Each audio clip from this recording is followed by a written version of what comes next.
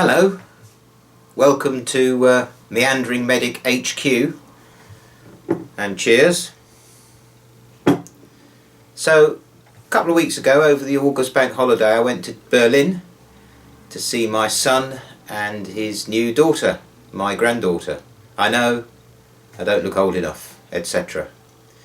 And I didn't plan on doing any of these videos, but he took me to Templehof, the old airport there, and it was fascinating. So I thought I'd shoot some video on my mobile phone, so not perhaps quite as good quality as normal, to share with you, because it's a fascinating place.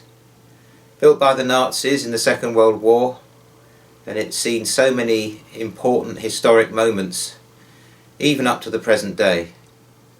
So here's a short video about Templehof. Hope you enjoy it. So Templehof Airport has a long history. Initially it was Knights Templar land in medieval Berlin, and from this came the name Templehof.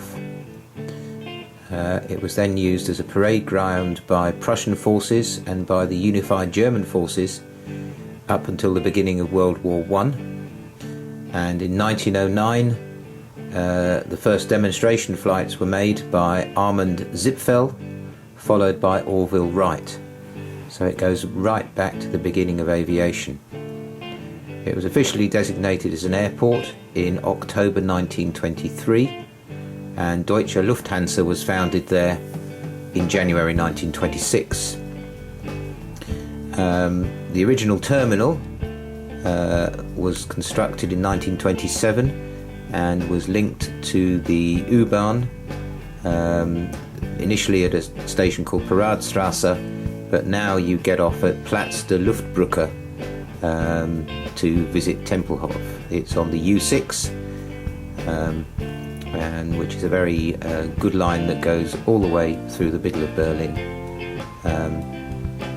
By the beginning of the 30s, the Nazi regime decided to rebuild the airport as a gigantic gateway to Europe as part of Hitler's world capital, Germania. The building is fantastic, and it is still one of the largest buildings in Europe by floor space. Building started in 1936, and this massive semicircular hallway of passenger halls, etc., was built but not completely finished because of the Second World War. During the Second World War, the airport was used as an assembly plant for Junkers Stuka dive bombers and subsequently Focke-Wulf FW-190 fighter planes in the still unfinished main hall and hangars. This was a massive undertaking. The hangars were supplied by railway trucks via connecting tunnel. Lufthansa was using hangars 1 and 2 for its own planes, so these weren't used for aircraft construction. I think the Allies realised what an asset this airport was and intended not to bomb it, but the Germans tried to destroy it. But unfortunately, they'd built it so well, when they tried to blow it up, they couldn't. So the airport survived the Second World War. Civil aviation restarted in 1946, and the next phase in its history was in 1948, when the Soviet authorities halted traffic by land and by water in or out of the western controlled sectors of Berlin. So the only way in were air corridors across the Soviet zone of occupation. And this is how the Berlin airlift began on the 26th of June. And this airlift kept Berlin supplied until the 30th of September 1949.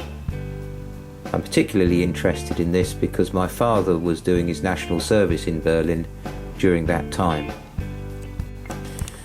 During the Cold War, particularly before the building of the wall, refugees from Eastern Europe congregated on Templehof, which was the gateway to the west. I didn't take a picture of it, but you can still see the door where they used to queue to catch flights out of Berlin and into the west to escape the Eastern Bloc. The airport continued to service civil aviation into the 70s and 80s, initially with international flights landing there, but latterly as a commuter hub for more domestic flights. It was also taken over in part by the US Army Aviation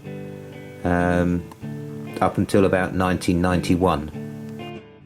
An interesting postscript is that Templehof is still a site for refugees, having recently been used to house Syrian refugees entering the EU in these series of Nissen huts to one end of the original terminal building. Since closure, the airport has been opened as a city park, so you can go there.